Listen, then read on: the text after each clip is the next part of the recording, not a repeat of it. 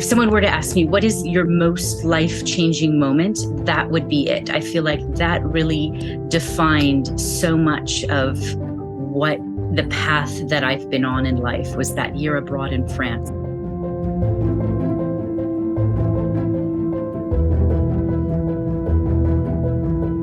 Welcome to a new episode of Most Memorable Journeys. I met my today's guest on Facebook in a Swiss group, I don't remember what it's called, Swiss Abroad group. And I put a little note in there. I was looking for people who have interesting stories to tell. And boy, is her story interesting when I realized that I started Googling her and I started finding out about her. She is a language teacher. She teaches French and Spanish, but she is a lot more than that. Welcome to Most Memorable Journeys, Monica Glenn de Zea. Thank you for having me. And thank you so much for doing this. So Monica, you are Swiss, half Swiss, aren't you? Correct. My mother's Swiss, my father's American, but I was born in Switzerland. How long did you live in Lucerne? That's my hometown. How long did you live in Switzerland? I think it was about 9 months. Okay, I was really young when we moved to California. You obviously don't remember any of that. Your dad is American, and your parents met in Switzerland. Yes, they met in Basel several years ago. They had thought to move to the States for a couple of years and then decided to stay. Okay. And do you have any other brothers and sisters? I do. I have two brothers. And were they also born in Switzerland? Are they older or younger? My older brother was born in Switzerland. Yeah. Okay. And your younger brother in the US. So it's an interesting mixture. And you're kind of a California girl then. You grew up in California, right? I am. I mean, I grew up near the beach, not too far from the beach, not in a beach city, but not too far from the beach. And so, yeah, of course, I mean, I learned a little bit how to surf and swim in the ocean. And so I am a bit of a California girl, for sure. Did you travel as a child? I did. I mean, we would go back to Switzerland every I want to say every 3 years or so, between 2 and 4 years, and to visit family and friends. So that was nice. And then, of course, in the United States, we would travel to the beautiful national parks, Yosemite. We would often visit Yosemite. We would often visit, Sequoia National Park as well in California. I love that. I used to be a tour guide, and I worked for a tour operator called Kuoni. Maybe you have heard of it. It's the biggest tour operator in Switzerland. And I used to spend a lot of time in the West. We used to have a tour called The Best of the West, and we visited all the parks and stayed in, it was like a tour, Nevada, California, Utah, and Arizona. It was fantastic. I love this part of the world. When you grew up, did your mother celebrate any Swissness? Did she cook any Swiss stuff, or did you celebrate the 1st of August? Oh, definitely. I mean, 1st of August, we would pull out, Swiss shirts, or at least wear red, right? Red and white. And then, of course, she would make rösti, fondue, raclette. Maybe not necessarily on August 1st, because in California it can be quite hot. Yes, same here. Yes, but yes, we would have some Swiss dishes. She taught me a couple of songs, right? Some Swiss songs. Unfortunately, I don't know too much Swiss German. I would love to learn some more, but I always felt that my mom tried to instill in us a bit of Swissness, even though we were living in California. So it was nice. Yeah, I think we have that. I did that too, and I spoke to my kids in Swiss German. Of course, it's much easier for me because I'm only 3.5 hours away from Switzerland, so it's much easier to go there. California is a long trip and expensive with 3 children, so it's not like because from here there are charter flights and it's an easy thing to go. But I understand that it's not so easy to visit Switzerland twice a year when you live so far away. Right.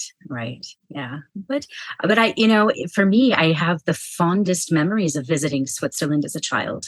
We would go to my aunt's farm. We would go, and I think even just taking public transportation was magical for me. You just hop on a train and you're from Lucerne to Basel to Bern. And I think every trip we had there when I was a child was really very, very memorable. Is there something that sticks out? Is there something that happened during your trips to Switzerland that like made an impression, or is it a general good memory of Switzerland? What impressed you as a little American girl coming to Switzerland? Well, I think first of all, just how green everything was. I mean, here we would always go in the summertime. It would always be July or August.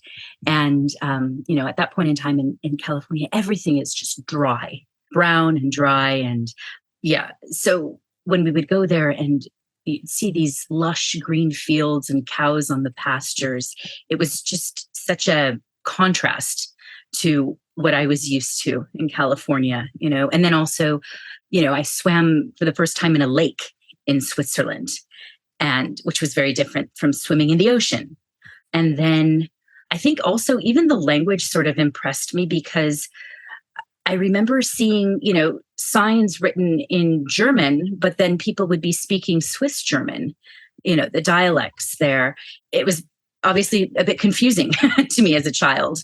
And then, I just remember the food preparation there, particularly at my aunt's place, fresh lettuce from the garden, of course, like the creamiest, most delicious milk and yogurt. I just have like everything I associate with Switzerland is just so positive, because I had such wonderful memories from my trips there. That's that's so true. I mean, this is why me living in Cyprus, which is very hot in the summer and very dry, and it stops raining in May, and it's exactly the same thing. This island gets so brown by September. You don't see anything. Well, already by July, you don't see anything green anymore, and it's so good for your eyes to go to a place which is green and fresh. And something that you said made me laugh, and that's the language, and especially the Swiss German language. And for the people who are listening to us, Swiss is not a language. Swiss is a dialect. But we speak German in Switzerland. The news are read in German. The newspapers are written in German. But Swiss German sounds very different. And people from Germany find it sometimes very hard to understand, especially in certain parts of Switzerland, because not only is it a dialect, but there are, I don't know, about 100 different kinds of dialect, depending on the region where you come from. Because even when I listen to somebody from the Wallis, depending on where they come from, I sometimes find it hard to understand. So I can imagine how confused you were, Yes. being able to read a sign, and then it sounded completely different. Right. Exactly. We would visit relatives in Lucerne, and then we would visit relatives in Bern, and even their dialects are different. Yes, very different. I am from the canton of Lucerne. I'm from a valley called Entlebuch, and my dialect is much closer to Bern than it is to Lucerne. And people always think that I'm from Bern, so it confuses people a lot. But when you grew up, because I know today you are a language teacher, you teach French and Spanish. How did that happen? Did you study languages? How did you decide to become a language? How did that develop? Well, I think as a child, I was always kind of fascinated by sounds. Like my father was a music teacher, so we grew up with a lot of music. I loved listening to different languages, and I thought, well, I'd like to learn one of these languages so that I'm so interested in. So at age 16, I studied abroad. I lived with a French family. It was an exchange in the south of France. I went to a French high school, learned French. I mean, it was, if someone were to ask me, what is your most life-changing moment? That would be it. I feel like that really defined so much of what the path that I've been on in life was, that year abroad in France, because I was still in high school. I mean, I was 16, and that was rather young. It was even before going to college. So I was with a family, but I was a bit on my own for a year. It was really probably the hardest thing I had ever done until that age. But anyway, I lived with a host family, and they were, they're just wonderful people. They were both teachers. My French mother was a math teacher, and my French father was a physics teacher, physics and chemistry teacher, high school level. And so I think they instilled in me sort of this love for teaching. It definitely started with my father with music, but I think for when I went to France, it sort of solidified a bit more that interest. And I really am very grateful to them, especially my French mother. She was very strict with my pronunciation in French. She would correct me all the time. And there were times when I was kind of like, oh, please just let it go. But I am so grateful for her strictness in learning French, because I feel like after 10 months, I was there for 10 months, I was really able to speak the language, relatively well, I think, for those 10 months. So anyway, so that kind of started me off on that interest. When I went to college, I studied languages. I studied French. I learned some German. I even studied a little bit of Chinese. But it was, my degree is in French, so French literature. So that was kind of my sort of diving board, I guess, going to France that year. And then I learned Spanish a little bit later. But once you learn French, Spanish is not so difficult. Yeah, that's true. Spanish and French are close. But I have to say that needs a lot of courage to go away at the age of 16, and not just, from one country to the neighboring country. You went far away to the south of France. That yes. Must have been. Did you feel homesick? Oh, absolutely. Absolutely. I think, I think when I first got there was just all this excitement. I didn't know what to expect. I had 2 years of high school French before going. So my French was, I could have very simple conversation, but that was about it. Yes, of course. The first couple weeks, everything was new. It was great. It was grand. And then probably about a month in, I think that's where that first sort of crash occurs, where it's like, what am I doing here? Oh, maybe this was a mistake to come here. I'm so young. I don't understand anything what people are saying. They're speaking so fast. It was just that doubt, and homesickness that creeps in. But, at that point in time, there was no internet. It was basically a monthly phone call to and my phone parents. Calls were expensive. Yes, a monthly phone call, and then also writing letters. This is just before email kind of took off. So, yeah, I was very, very isolated. But I remember, sort of the progression. Like, at the beginning when I would write letters home, they would be all in English, and I would be able to write them so quickly and simply. And then as time went on, because I was really surrounded by French constantly, I remember I would be writing. My parents, I think, kept the letters, and I remember looking back at them at one point, and I would include French words in there, or I would write something in English that would just sound very awkward because I was so immersed into the French culture. So writing them home was like, some of the letters sounded very awkward towards the end of my stay. Well, that's a good sign, really. That means that you had lived and taken over the French, right. the Frenchness. Right. So it was such a defining year. It was, it was really, really amazing. That's so interesting. And another thing that you were saying is that the lady that you lived with, or your what did you call her? Maman. Yeah.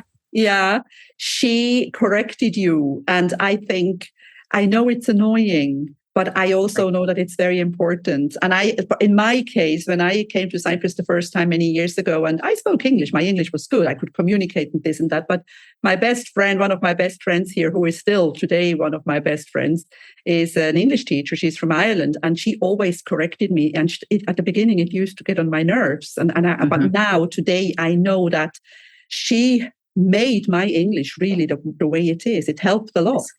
Yes, yeah, absolutely. So it's okay to correct it. Sometimes, if somebody really doesn't want it, then of course they can tell you and you won't do it anymore. But then you'll just cringe every time they say something because it's wrong. Right. Well, on this program, this exchange program, I wasn't the only one to spend a high school year abroad. There were other Americans as well. And I know that there were some families that maybe their parents weren't quite as strict. And so, by the end, their French was good, but maybe not as good as it could have been. Yeah. Right. Had they been constantly corrected. So, yeah. Yeah, we have these stories because, like Swiss girls, like myself, they would go to the French part of Switzerland to work for a year as an au pair. And usually very often to look after children. And very often the madame was maybe Swiss German. So they ended up not speaking any French, but their children ended up speaking Swiss German. Yes. So that wasn't really the purpose, but whatever, Right. Every situation's different. Yeah. Of course. And then you met a man from Peru. Oh, I did. Yes. Where did you meet that man from Peru? Well, I was in my mid-20s and kind of working at a job that I didn't particularly like at the time. And I thought, well, you know what? I think I'd really like to go to, I'd like to learn some Spanish. I'm not quite ready. I still have that travel itch, to go and see another part of the world. So I went to Peru. And I taught at a school in Peru, and then I studied Spanish. And so I met him in Peru. We actually met in a choir at one of the universities there. So we both love music, love to sing. So that's where we met. Many people have asked me, "Oh, but you were teaching down there. Did you meet him while you were teaching?" I said, "No, he's never been my student." Well, at least not formally, right? So yes. So and initially I had thought to go to Peru for about a year, just to go there, learn some Spanish, teach a bit while I'm down there, and then come back and maybe add Spanish to my teaching prospects. And what better way to learn? Yes. Yeah, I ended up staying in Peru for nearly 5 years. Okay. And then you moved together to California. We did, yes. Yeah. And that was before you were married? That was after we were married. After you were married. But what, because I know that something happened on your honeymoon flight, and that's something that I want to talk to you about. And to the people who are listening, I did ask Monica before if she is ready to talk about this. You were flying from Los Angeles to Quito. Okay, so it was our honeymoon. We got married in Arequipa. So that's like southern Peru. Mm-hmm. And we were flying from Lima to Quito. Okay. Yes. Iquitos. Our plane crashed. It was that is when I prepare for a podcast, I always Google the people that I'm going to speak to, because I always want to know a little bit about you. And then when I read that, I thought, oh my God. So your plane crashed. Do you remember that? Do you remember? I do. Do you remember what happened? Well, okay. It was the descent, right? So we were getting ready to land. I think the flight itself had been quite bumpy. There was a lot of turbulence on the way there, which I've since found out that that's not uncommon going to the jungle. Over the Andes, isn't it? So yes, yeah, in the jungle, going to the rainforest. But as we were descending, it was so bumpy at a certain point where I remember turning to my husband and saying, "This is not normal." Mm-hmm. Right. And then, we crashed, and there was fire. I mean, I was very fortunate that my husband is a volunteer firefighter. And so he knew exactly what to do in an emergency situation, and just he had me spring out of my seat, because I was a little bit in disbelief at the moment. I had no idea what was going on. It was dark where we were, but then there was like fire in front of us. And my husband just sort of kind of pushed me towards the back of the plane. And, there was chaos. Nobody really knew what was going on. They were opening this emergency door. It felt surreal. And we thankfully got out of the plane and we're walking away. There were people that were injured, that were burned. My husband was burned. I was burned a little bit on my hand. And we just, started getting away from the aircraft. And then at some point we got away from the aircraft, and it exploded. Yeah. So it's like we got out just in time, but it was really very, I mean, to this day, it's kind of hard to believe, when somebody says, "Oh, you were in a plane crash, like, how did you survive?" And I said, yeah, it's like, I guess I was sitting in, the right seat, because had I been just a couple rows ahead, I would not be here. But it was, the plane had landed really kind of in a swamp. I mean, there was a hailstorm, and the plane had just sort of dropped into this like swampy area.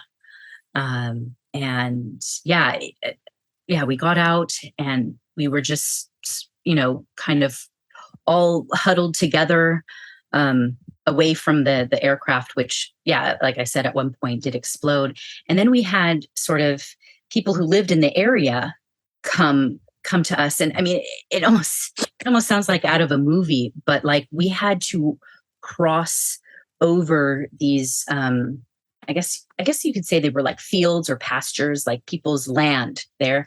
And these men, they had like machetes, and they were like cutting down these barbed wires for us to pass through. It was like, really? This whole thing is just so bizarre, and then finally we were able to get on a truck, and then we went to a hospital. But the hospital, this is a jungle hospital. Okay. They're probably used to treating like jungle diseases.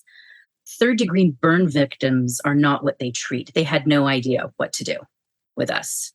And it was, it was really very, very traumatic, I think.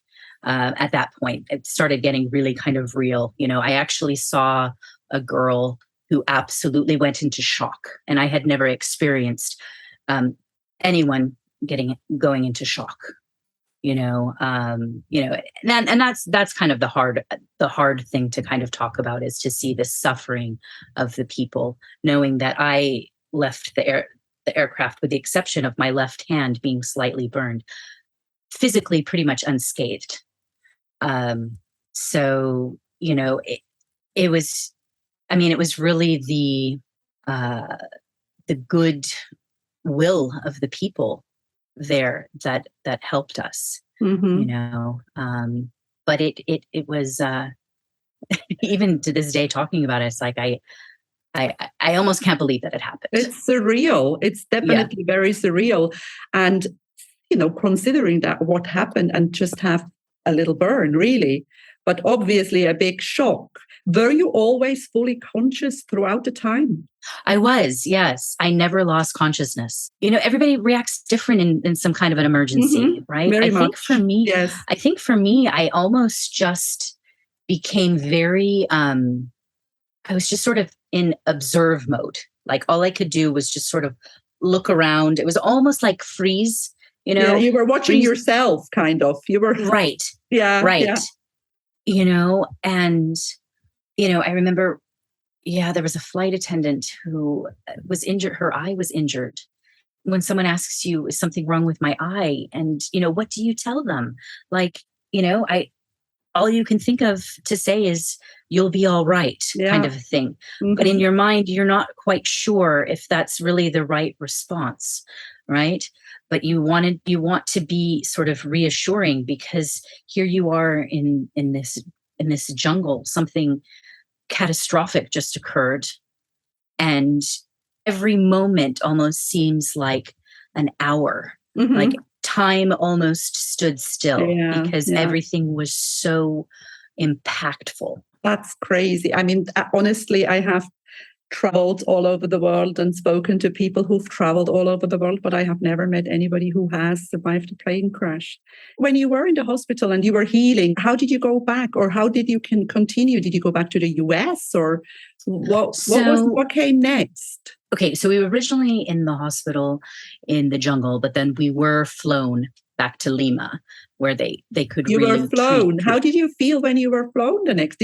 You had to get on a plane? I know.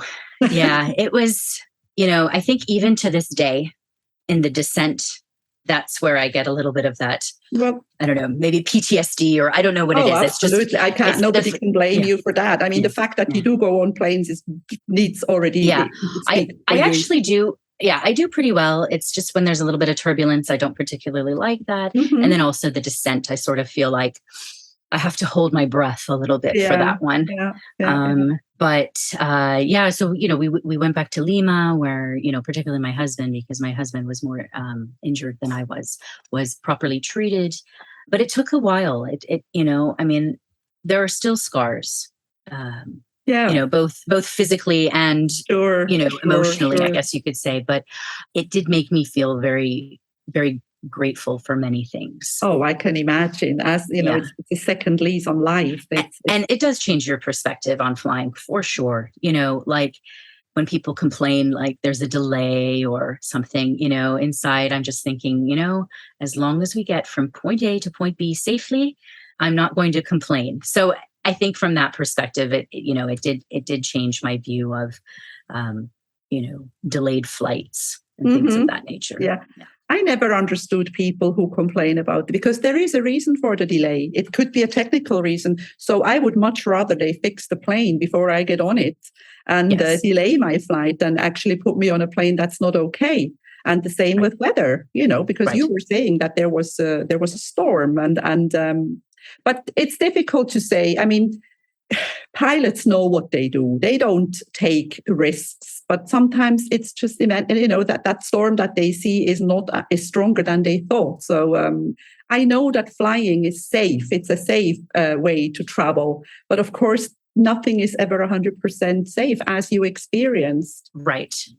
And it's usually, it could be a combination of things, like, it could be the weather. It could be, some kind of technical difficulty with the plane. It could be the choices that a pilot makes. It could be several things. Yeah, and sometimes very unfortunate circumstances, just things that happen together. Yeah, exactly. Yeah. So you did travel again, and you were telling me that recently you and your family all went back to Switzerland. Yes. So in June of this year, it was in so many ways magical. Like when I was a child visiting Switzerland, I mean, all of these good memories flooded in. It was like, even though I know when I get there, I am very American. I grew up in the United States, but there's always a part of me that's like, it's still a bit Swiss, even if I don't speak the language, or at least not very well, and I don't go there too often. I came out of that trip feeling very complete, very satisfied with getting in touch with my Swiss roots again. And then also showing my children the beauty that Switzerland has to offer. One of my children's middle name comes from actually a little coat of arms on a bridge in Lucerne, because my mother's name was Schwendimann. Mm-hmm. Very Swiss. Yes, very Swiss. And this coat of arms said Jakob, right? Jacob. Yeah. Schwendimann. And I always kind of liked that, and the spelling was Jakob. So a little different from the more common C spelling here. And so my oldest son's middle name is Jakob. And for him, it was kind of nice to be able to piece that to this bridge in Lucerne, this not the most famous chapel bridge. It was a smaller bridge in Lucerne, and to sort of make that connection, right? Oh, okay, so I'm named this because of this Swiss connection.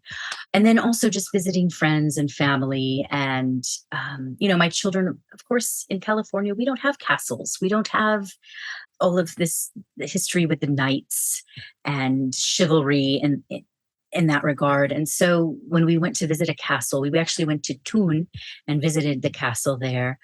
I saw my children's eyes kind of light up about, this history that's very different from California history. It was, at times brutal history, of course, with these knights.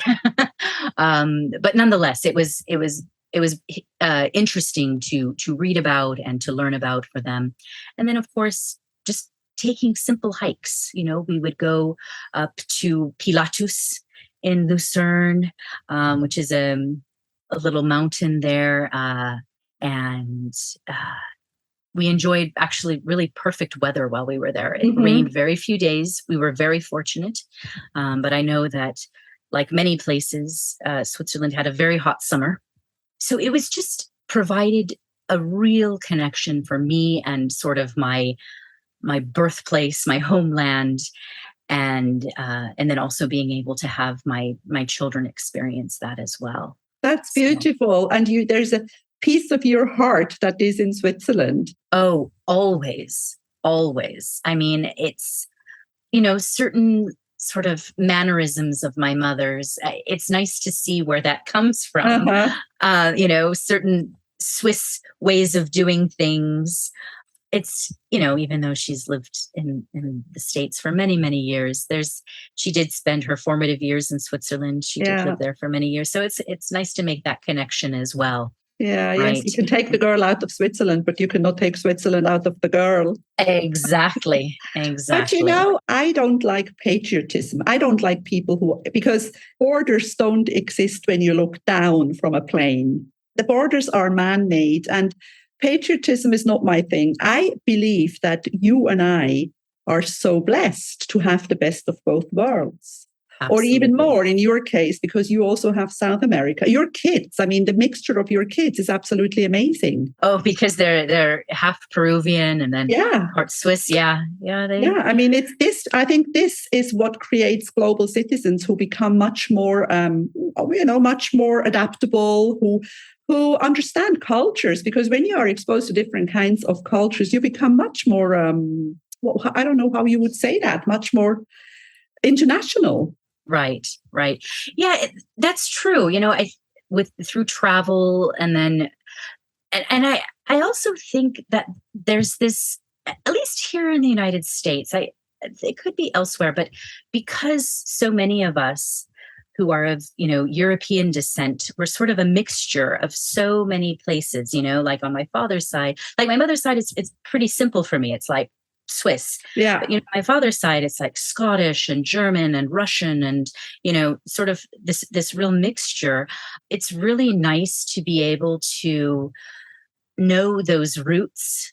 And I feel like, we visit Peru a little bit more often than we do Switzerland, but it's nice to know that my kids have that sense of cultural identity, and can sort of know a bit more about their ancestry. That's wonderful. And do you think your kids how old are your kids?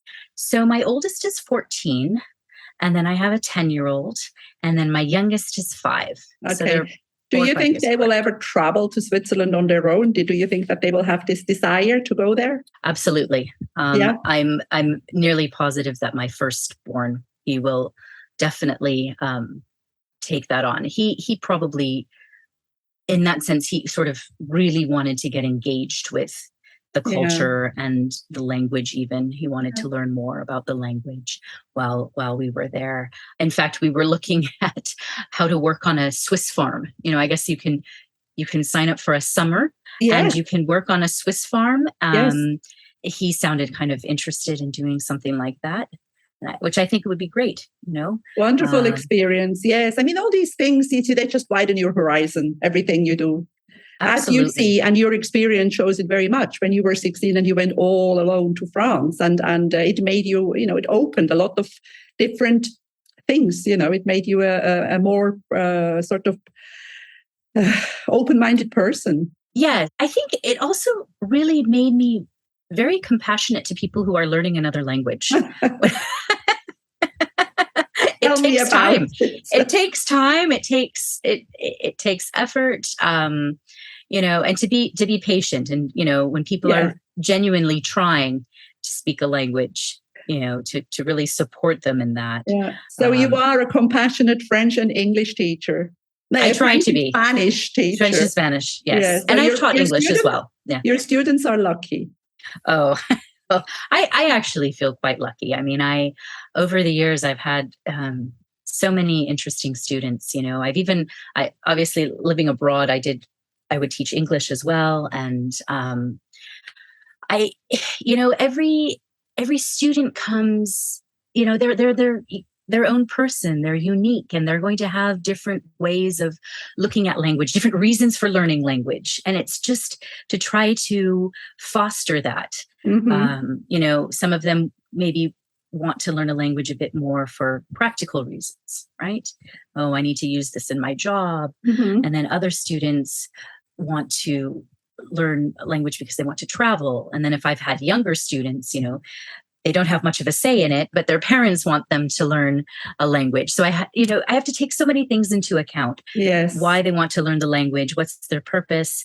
But I can say that teaching language is just delightful. I mean, there's nothing else I'd really like to do professionally. That's beautiful. And I also believe that it's not just about learning a language, it's also about understanding the culture. It's about understanding a country and a people when you understand the language. Absolutely. Absolutely. So, Monica, we're already coming to the end of this episode. What are your travel plans? Where are you going next? You've just been to Switzerland this summer, so I assume it won't be happening right away again. Where are you going next? Where am I going next? Well, I have not been to Peru recently. So my family, our next family trip will be back to Peru.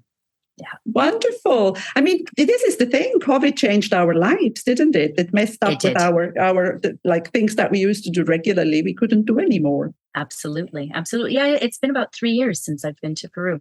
Yeah. And we had, travel plans. And then, of course, the pandemic and everything sort of put off those plans. But hopefully we'll be able to go to Peru sooner rather than later. Wonderful. Well, I want to thank you for taking the time to take time and spend time with me on Most Memorable Journeys, and also especially to share this amazing story with me. So thank you, Monica. Glenn de Zea. I had to read it, and hope to meet you one day. Oh, thank you. It's been really delightful meeting you via Zoom, and I wish you all the best. Thank you so much. If you enjoy my podcast, please like, share, and subscribe to my channel. You will find all the information in the show notes.